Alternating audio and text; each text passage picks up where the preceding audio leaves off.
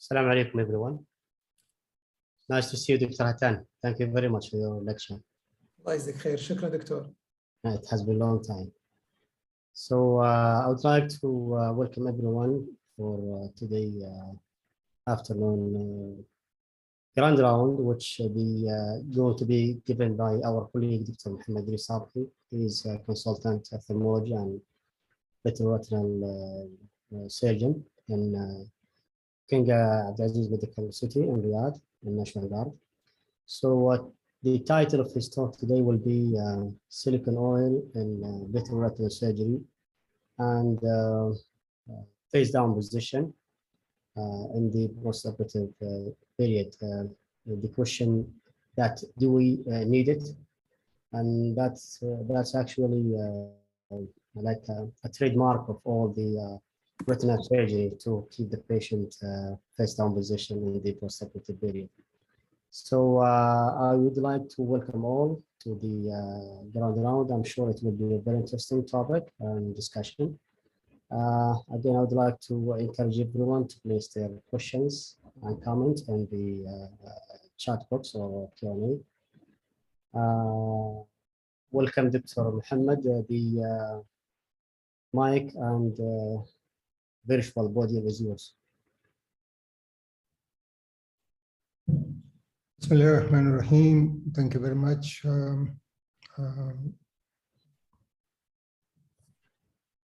I'll just try to share the screen. Can you all see that? Yes, visible. Right. First of all, thank you very much for this nice introduction.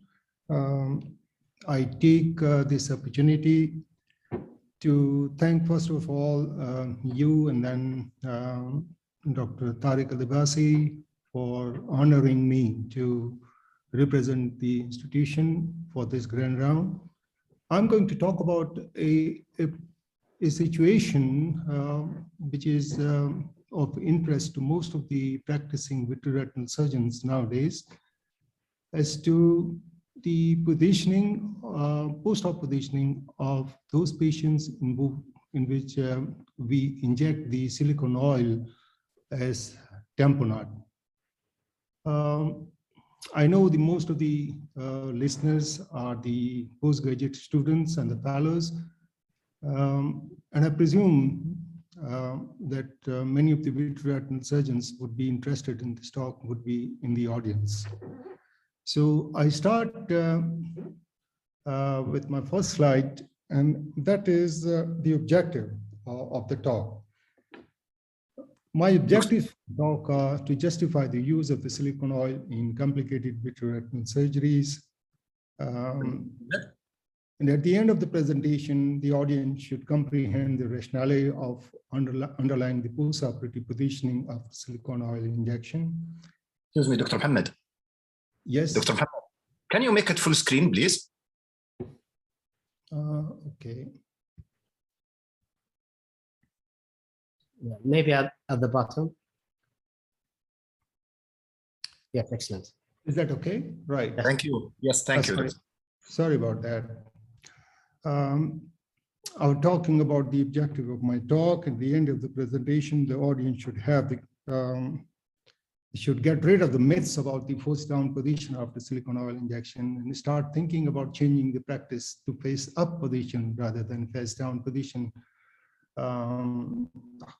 after silicone oil injection. And I'll present my rationale for that.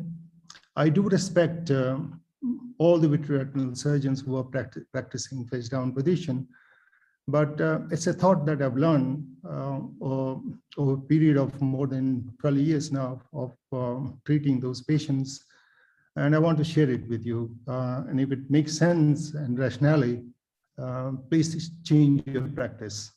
That's my request.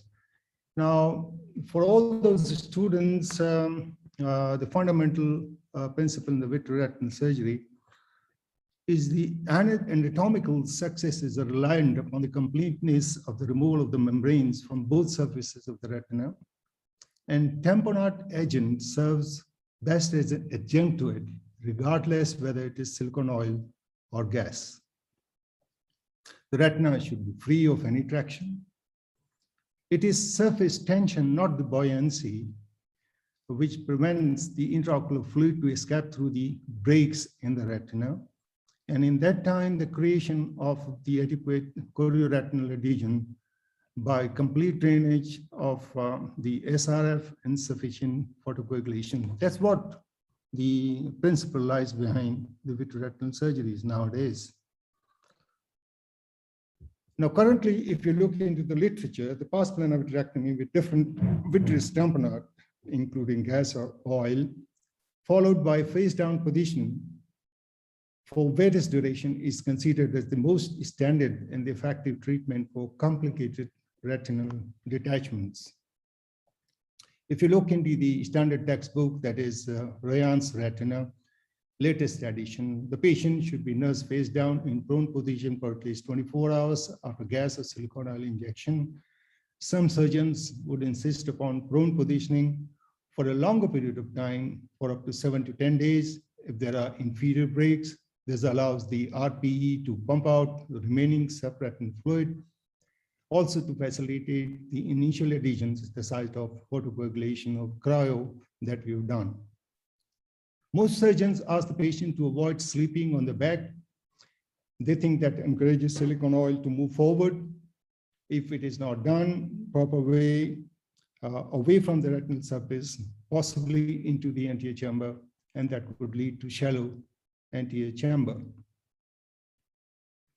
Now, tamponade word as such is the tampon, which is used to put in a leaking sort of wound, a leaking area.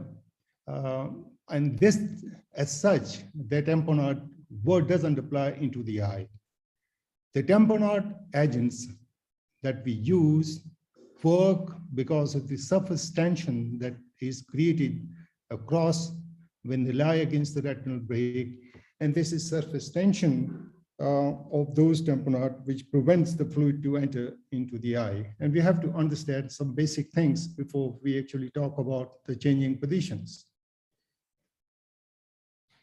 The tamponades that we use in the vitreoretinal surgeries are the gases, the air, sulfur hexafluoride, and commonly C3F8.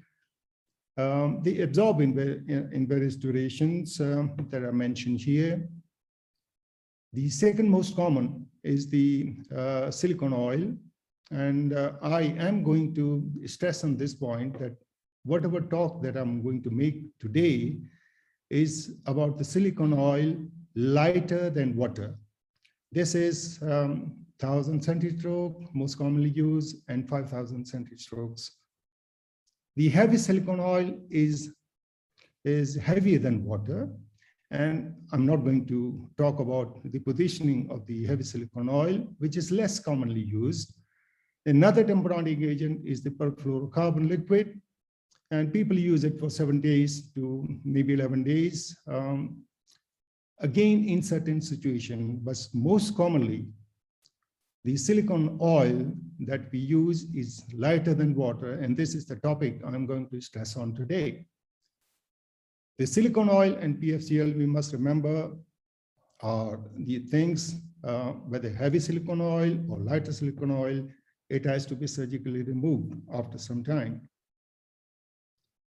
To this day, the indication for silicone oil versus gases remains debatable.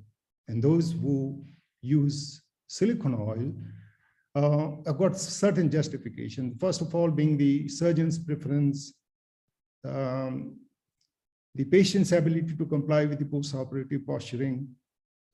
The mentally compromised persons and children cannot be made to lie in certain position. And this is the point that changed my perception of not putting the patient head down, because I had a child and a mentally retarded person later on, 23 years of age, with bilateral giant ears. I had to do the vitrectomy in both eyes with the silicone oil injection, and there was no way I could put this mentally retarded person into certain position, and actually nothing happened. So I started thinking, why am I putting those all those patients face down till 2009 onwards. I changed all my practice. And since last 12 years, I'm not putting those patients into face down positions, and I'll show you my results and I'll tell you what my reasons are.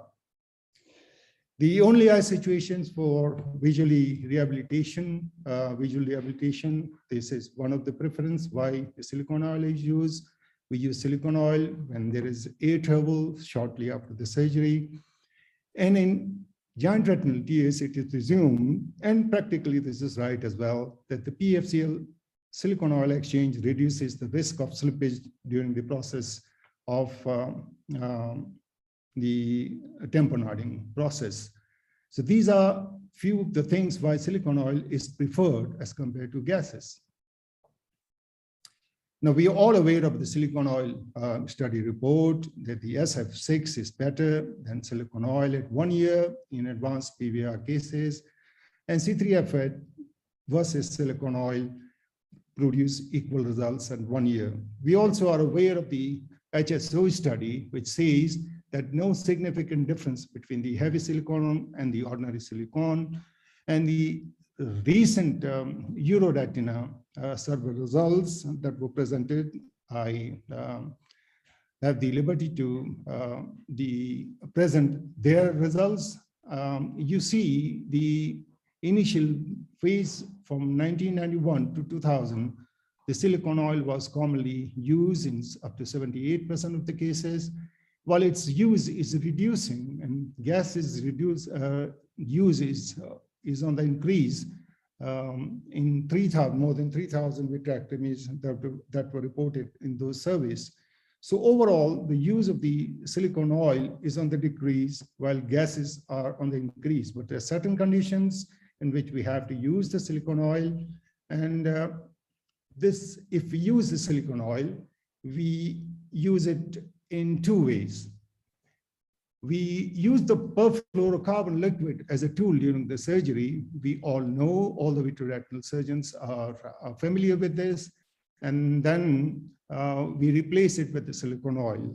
Now, here is the scenario of a transplant, retinal transplant that is being used for the failed macular hole that we recently did. But the idea is not to show you the retinal transplant, but the idea is to show you how the silicone oil is exchanged directly with the perfluorocarbon liquid. And this is one of the way in which we use the silicone oil inside the eye during the surgery. The point to stress on is that the silicone is completely replaced by the perfluorocarbon was completely replaced by the silicone oil.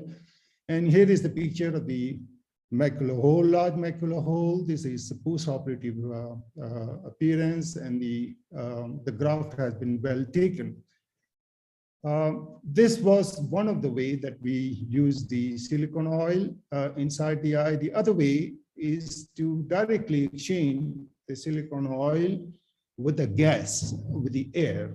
We replace the perfluorocarbon liquid after flattening the retina, after using the PFCL as a tool. We replace the perfluorocarbon liquid with the air, and that is complete replacement of the PFCL. And here is the air that is filled up with the eye is filled up with the air completely. And here is the oil that is being put in the eye. Now, there's two ways. I have a personal feeling, and my experience is that the first method gives you better fill of the eye. But then it is the preference of the surgeon, whatever choice he makes to use the silicone oil. Now, what are the pros and cons of the silicone oil? What are the advantages? The drawback for the use of the silicone oil is the need for the second operation to remove it. But the advantages are many. It enables rapid visual recovery, better in one-eyed situations.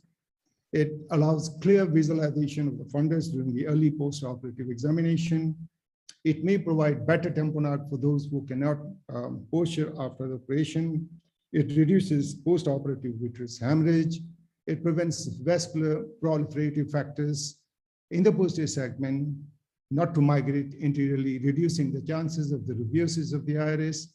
It prevents hypotony, thiasis bulbi, and it allows immediate air travel. Now, the current use of the silicone oil is not as an instrument that was done in past. For those students who are interested in the history of the silicone oil use, when silicone oil was first invented in 60s, it was not accompanied by the vitrectomy. They just pushed it inside the eye to separate the membranes that were causing the proliferative changes. And that worked in some cases, but in most of the cases that was accompanied by complications. So the use of the silicone oils was almost abandoned until in 1972, McNamara started vitrectomy, and the silicone oil was then used after vitrectomy, pars plana vitrectomy, and silicone oil was then replaced as a tamponade. As such, it acts like a stabilizer of a situation reached by the vitrectomy and the retinal surgery. So this is what the current concept of the use of the silicone oil is. Those who are not aware of the big name of Zvanovic, I must say that the leading two retinal surgeons in the world, Karl Klaas and Eckert, were trained by Zvanovic. And he mentioned in his book, the first complication of the silicone oil is the silicone oil itself, which has been injected in the eye. It has to be removed, requiring another surgical intervention. The second complication is the redetachment of the retina, which occurs, at least in my hands. I reported 355 eyes with removal of the silicone oil. And this was the percentage, about 14% of those patients redetach. It varies from 5 to 40% in different series. So this is the second problem with the silicone oil.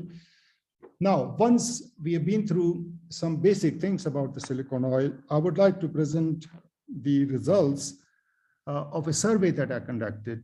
And I must thank Dr. Hazazi for helping me reaching out to the vitreoretinal surgeons in Saudi Arabia.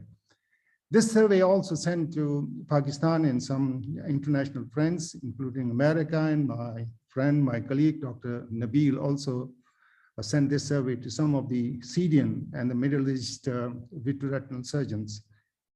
The response was good. 71 vitreoretinal surgeons responded to that, and I had 5 questions to them in that survey. In approximately what percentage of the patients do use silicone oil as a tamponade? Now, majority of the responses were from 1 to 25% of the cases. And this corresponds well to the current evidence that I discussed in the survey that was present in EuroRetina 2021. The big group also use it in up to 50% of the cases, and some, again, a big group also uses up to 75% of the cases, and a small group, in all cases, they don't like gases, they use just silicone oil. The second question that I put was, these silicone oil patients, do they put all the silicone oil patients in the post-operative positions, head down?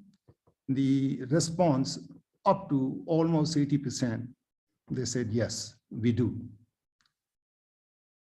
But there was a big group, I would say, not insignificant. 13% of these vitreoretinal surgeons do not put their patients in face down position after vitreoretinal surgery. And this point has to be highlighted. I will highlight this point later on in my discussion. There is a group still in practice in the respondents that do not put their patients in the head down positions. The third question was, if yes, how many days do you put these patients in the face down positions? The response was mostly in the favor of 6 to 10 days. Although there was a group for first 24 hours, 2 to 5 days. But majority of these patients, these vitreoretinal surgeons put their patients head down in 8 to 10 days, for 8 to 10 days. But there were other, up to 1/5 of the retinal surgeons have other sort of responses. And these were 15 days, 0 days, 14 days, 14 days head down, 15 to 20 days head down, 2 weeks head down, 14 to 21 days head down, 2 to 3 weeks head down, and up to 3 weeks head down. And now this is evident from the response that there is no clear guideline and there is no clear understanding that is reflected in our practice. So if there is no clear guideline, no clear practice, there is ambiguity, and this is what we are going to discuss. Now, which of the patient of the silicone oil injection do you think should be in face down position? Up to 80%, up to 75% of these patients, of vitreoretinal surgeons think that all patients who have the injections for the vitreoretinal surgery of silicone oil should be in head down positions. What is your tamponade of choice in the current vitreoretinal surgery practice? For the retina, that is complicated by advanced PVR. So the response was, I would say a unanimous response was up to 80%. These patients, this selection was silicone oil. Though in current literature, many of the surgeons do use the heavy silicone oil, a significant percentage, up to 10%. And some of these surgeons also, in some conditions, use the perfluorocarbon liquid as a tamponade for 1 to 2 weeks and remove it after that. But as I said earlier, we're going to talk only about the silicone oil that is lighter than water. Now, these are the face down positions that these patients are put in. And again, lie on your back, on your tummy, keep your head down all the time. And these are the way we ask these patients to put their head down. Now, this is easy said than done. And I repeat, this is easy said than done. It's very difficult. The face down position is OD. It's a big task for the patients post-operatively. If you look at it, we cannot put these mentally impaired patients head down. We cannot do it in children. We cannot force those patients with the cervical spondylosis and elderly patients and the patients with vertebral column problems, the cardiac patients, the patients with the pulmonary and bronchial diseases, and obese persons. Please note that the ulnar nerve pulses, pulmonary embolism, thrombophlebitis may develop after a long period of face down position. And you remember the responses varies of the face down position for 2 to 3 weeks and up to 3 weeks. That is the practice that shows the survey that I presented. What should I do after my surgery? That's a question. And you say to the patient, you will not commence your posturing position. You will commence your posturing position soon after the surgery. You should adjust your posture throughout the day as directed and may have 10 minutes break every hour. Continue your posture till next appointment when you will be directed further. You may watch television, do reading, light household work, provided you maintain your head position in the desired position. Do not lie on your back unless instructed. And if you have silicone oil, you should not lie on your back or lie flat. Otherwise, the oil may come and seep into the anterior part of the eye, which is not desirable. Now, these are the instructions mostly given to the patients. Now, patient compliance. Let's look into the literature. If instructed for the face down position, the compliance varies greatly. Only 30% of the patients had perfect compliance for face down position during after the surgery for the vitrectomy, after the injection of the silicone oil. 70% of the patients do not follow the instructions. mostly males unable to comply. This is what the literature says. More obvious during the deep sleep, you're not able to maintain the position. The real time of the face down position after surgery was around 5.5 hours only per day. And 49% of the cases refuse to repeat the face down position if another surgery is mandatory. This is my experience. If you tell the patient that you need repeat surgery, which is very common in vitreoretinal complication problems, I remember doing surgeries up to 6 times, 5 times in complicated retinal surgery in single patient. And the only objection those patients had, that they would say, doctor, please avoid to let me follow this head down position. I'm sick of that. I'm ready to undergo the surgery, but not the head down position. Right, now we must think. Now, this is where I want the attention of all those vitreoretinal surgeons who are listening to this talk and all the students to think about it at least. The patient is lying in supine position in operation room when we do the surgery. We flatten the retina by relieving all the surface traction and removal of the membranes. We do complete drainage of the SRF in modern practice. Seal all the breaks or drain through the breaks or through the drainage retinotomies by lasers. Silicone oil fills the vitreous cavity, maintaining the retina attached.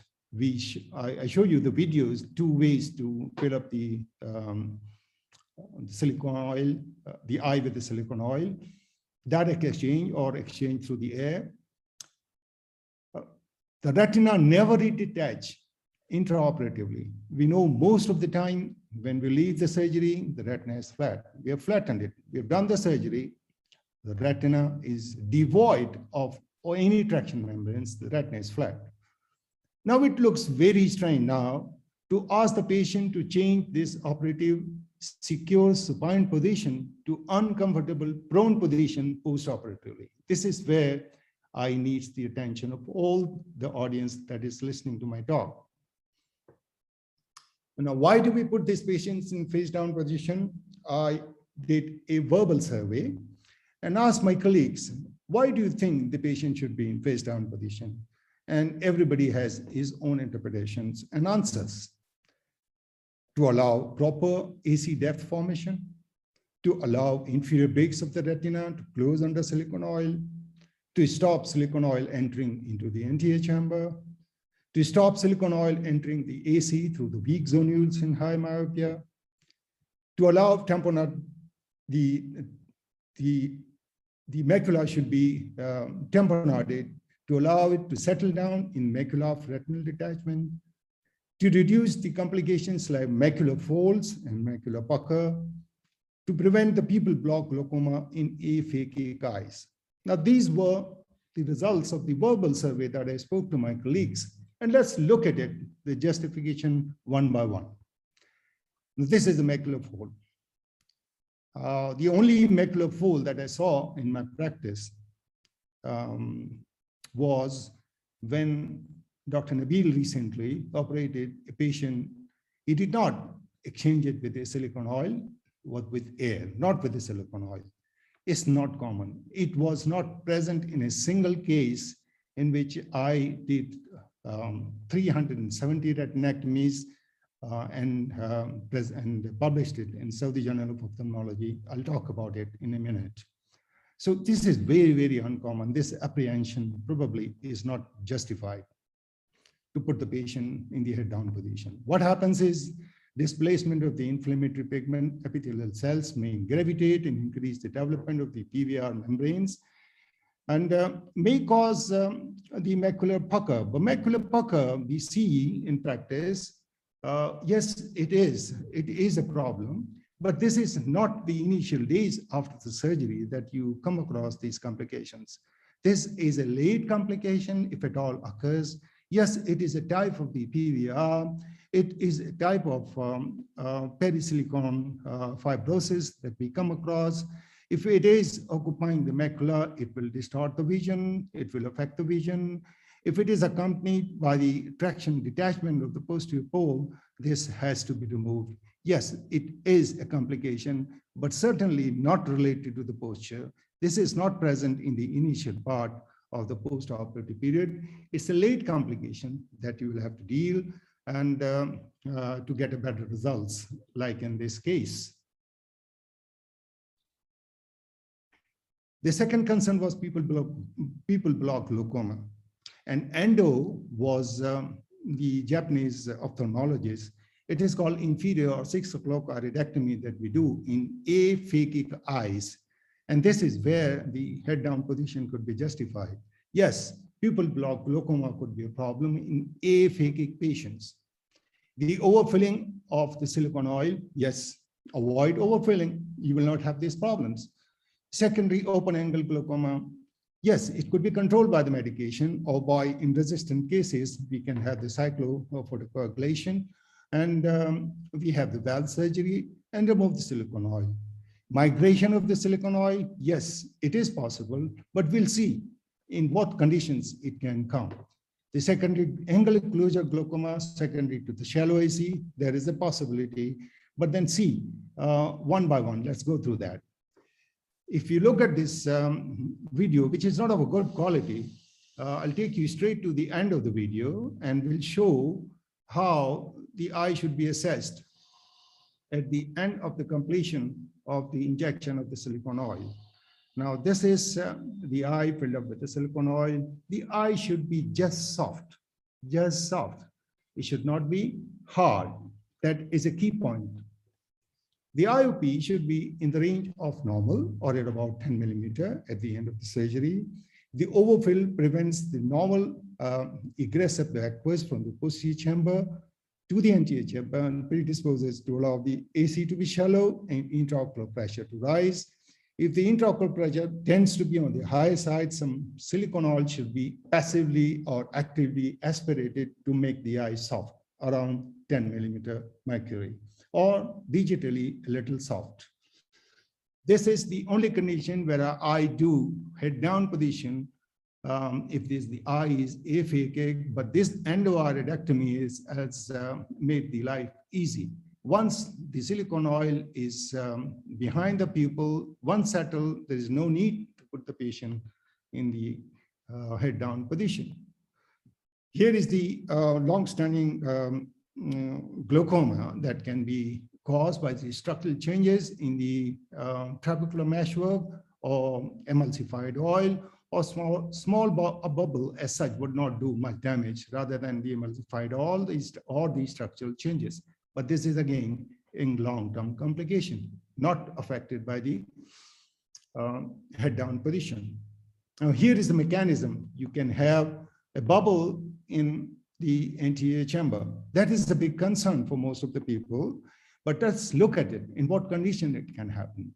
The zonules and the lens capsule act as a barrier preventing the anterior migration of silicone oil in phakic and pseudophakic eyes. The silicone bubble can migrate into the anterior chamber if there is a dehiscence in the zonules or a posterior capsular opening. Late migration of silicone oil in the anterior chamber is commonly due to recurrent retinal detachment and hypertony. So in the initial period, if you have the migration, if you see the migration, there was a problem. That is where in the zonules or in the posterior capsule, that's where probably the head down position for a short period could be justified till the time the silicone oil settles down in the posterior segment. Now, if you see the late migration, that's not related to the posture, and that is the indication that the retina is getting detached, or this is because of the hypertony, that the eyeball is shrinking and the oil doesn't have enough space to stay in the posterior segment, tends to migrate through the weak zonules. Now, the important point for the oil bubble in the anterior chamber is that it seldom causes pupil block glaucoma. And the current tendency is, and the practice is, and that is also been recommended in the literature, that you don't get panicky if you have small bubble in the anterior chamber. Wait till the time you remove the silicone oil as such. because as such, this small silicone oil bubble, which keep changing the position with the posture of the patient, would not cause endothelial damage that could lead to decompensation of the cornea most of the time. And you can remove it at your convenient time without getting fear of getting into the pupil block glaucoma. Now, if you overfill it, yes, this is a problem. And here is the patient that I was called for the help by a fellow who was looking through the microscope to the optic disc pulsation when he was filling the silicone oil. And when the pulsation stops, he stopped. But then when he saw that away from the microscope, this was the condition. Now here is where you actually do some procedure, take out the silicone oil passively or actively, soften the eye, and then you reposition with the viscoelastic. The pupil goes around, you replace the eye oil into the bag, and here is the eye oil nicely settled back into the place, and the eye is soft. So the second we saw that. Emulsification of the silicone oil is a long-standing problem that has nothing to do with the posture of the patient in the initial post-operative period. But yes, it is a problem with the silicone oil, and it depends on the impurities that are present in the silicone oil. And in some of the eyes, strangely, I've seen that I've left the oil for more than 20 years. It doesn't emulsify. I don't know what is the mechanism in that. Especially in one-eyed patients after retinectomies, because of the high incidence of the recurrent retinal detachments. I let the oil be for good many years, and I have my patients who have silicone oil for more than 20 years, they're doing well. So this is a late complication, and it's not related to the initial positioning of the silicone oil. Now I share my experience after changing into face-up position in these siliconized eyes. We presented an article in Saudi Journal of Ophthalmology that was published in the largest single surgeon series of retinectomies in the literature at present. These are the 370 eyes of 337 patients. In most of these patients that I did the surgery after 2009, there was no head down position. All the patients were head up position in these complicated positions like that you see here, incarcerated retina with the retinectomies, with a tube-like retinal detachment that you come across. It's a tube that you have to open it. And here is the scenario where you've got a lot of fibrosis underlying the surface of the retina, where you have to remove the fibrosis under. Look at the thick fibrosis that is being removed under the surface of the retina. Thereafter, the retina has to be opened after you've removed the fibrosis under the surface, and you have to open it and remove the fibrosis on the surface of the retina to open the funnel and flatten the retina. And after flattening the retina, obviously, we go for the endolaser and then silicone oil injections with the direct exchange. This is few of the complications. This is direct exchange with the PFCL that you see in this bubble is being removed.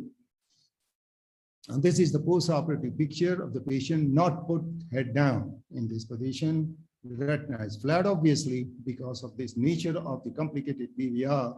We have just navigational vision in this flat retina post-operatively. Now you come across not that difficult vitrectomies that you do here. Also, not all those retinectomies are that difficult, which I showed in the previous video. This could be straightforward. I would say straightforward, although this is complicated surgery. This is the retina that has been flattened with the PFCL, and that you see the laser marks and the laser marks. After that, the silicone oil, the perfluorocarbon liquid, is now direct exchange with the inferior PI here, direct exchange with the silicone oil in this patient. Now let's go through the complications of my series. None of these most of these were done with the silicone oil. I did some with the gases also. 80% of these patients had the silicone oil exchange and tamponade at the end of the procedure in these retinectomies. And the intraocular pressure was pre-op and post-op well within normal limits in most of the cases. And I did have the share of complications with my patients. This is the list of the complications that I did. The oil bubble, the emulsified oil, the macular pucker, the band keratopathy, the subconjunctival silicone oil, and all these complications. But in none of these complications, you will see a pupil block. Almost all these patients were head up positions, not head down. The secondary glaucoma, I had my share. The hypertony, I had my share. The 9% of the patients showed macular pucker. As I said, this is last. None of these complications, none of this chart would show choroid, the macular fold as a complication, where my colleagues have the apprehension that if they're not put into head down position, they will develop the complication like macular fold. These were the results that was published. Good results, comparable results, 84%, and then almost 93% after repeated surgeries. Now I have a very unique position that I shared with you today at the National Guard Hospital, KMC. I'm working here for the last more than 5 years now.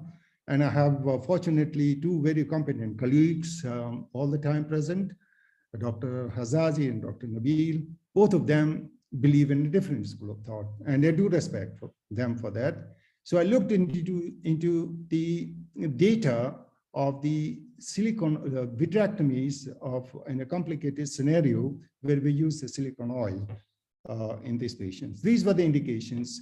But obviously, in Saudi Arabia, we deal most of the time the traction lateral detachments, advanced traction detachments. So the first indication was the diabetic traction lateral detachments, where we use the silicone oil. But a significant 40% of these patients had the RRD with PVRC, where we had to do the silicone oil as a tamponade, and 18 of these patients had the retinectomy. And fortunately or unfortunately, I had a bigger share of doing the retinectomies here.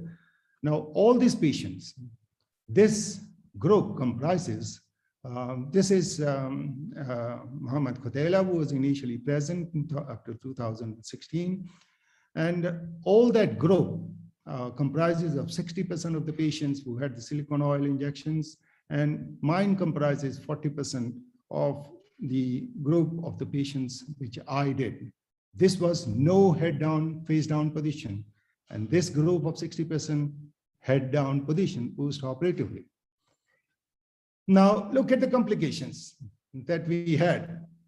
Macular folds, no. I did mention that one of my colleagues had the macular fold recently, but that was after the use of the gas, not silicone oil. The head down position, the no head down position group, if we compare it, there is no significant difference at all.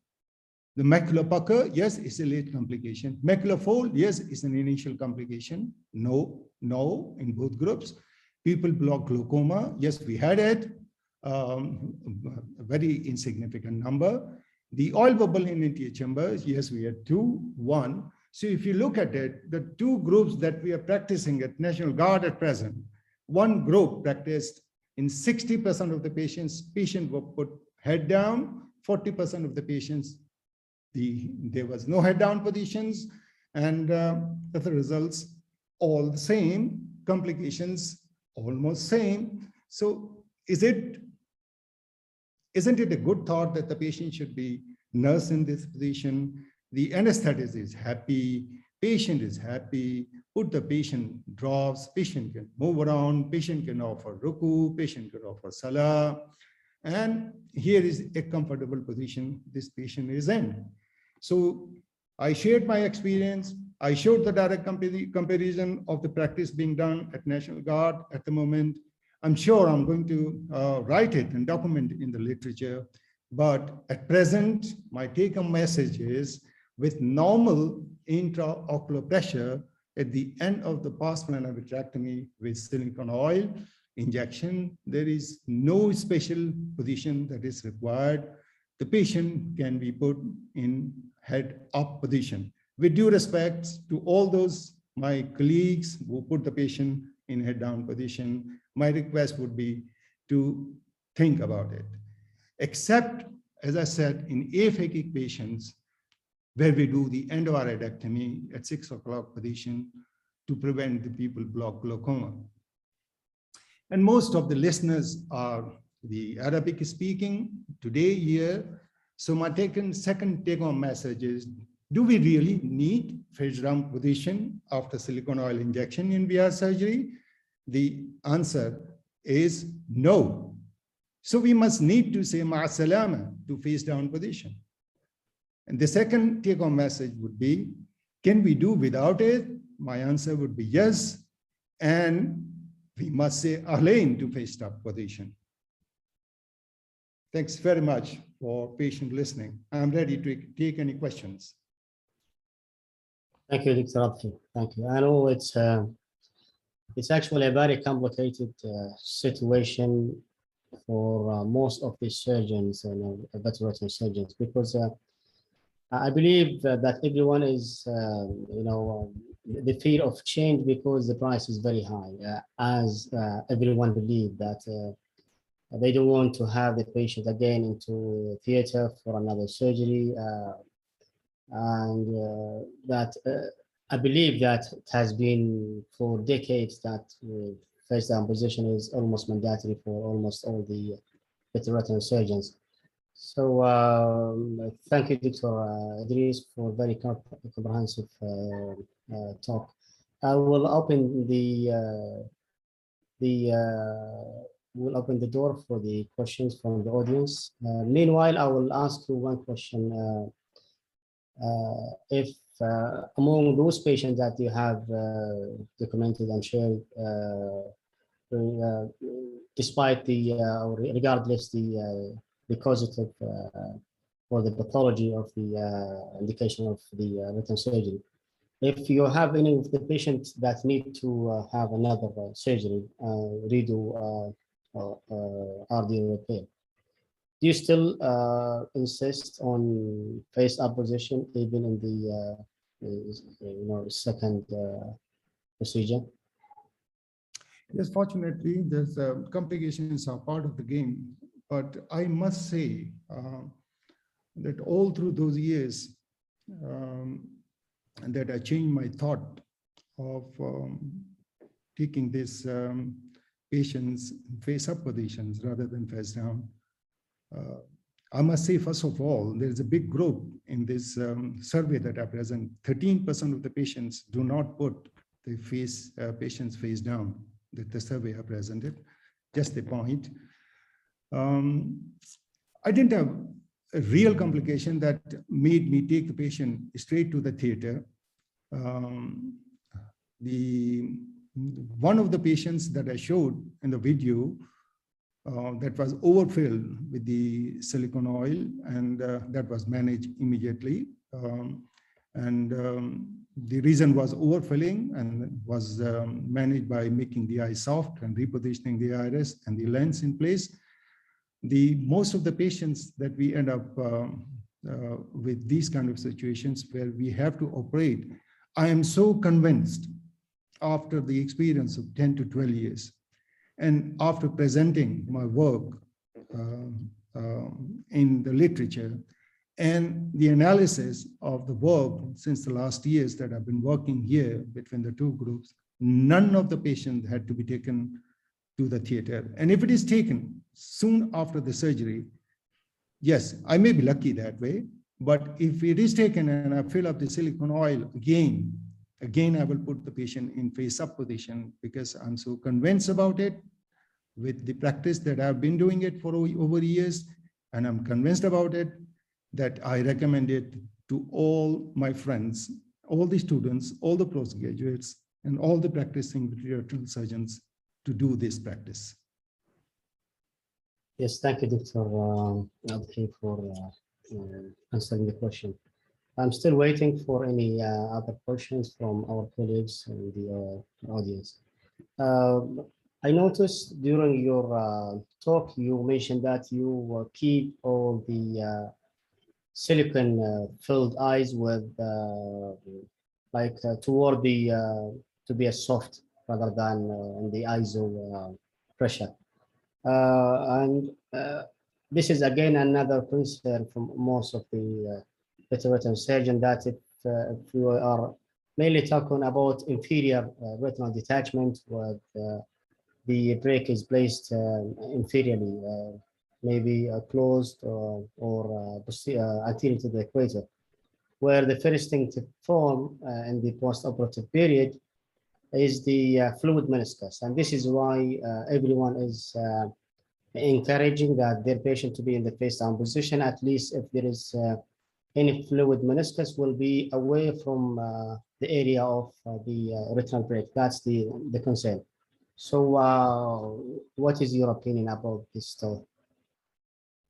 Yeah, there is a recently published article and I'll give you the reference for that. This is the reference that I have. This is published in 2020. This group operated the patients with and reported a big group of the vitreoretinal surgery with the inferior retinal breaks. And they put the patient in face up position rather than face down.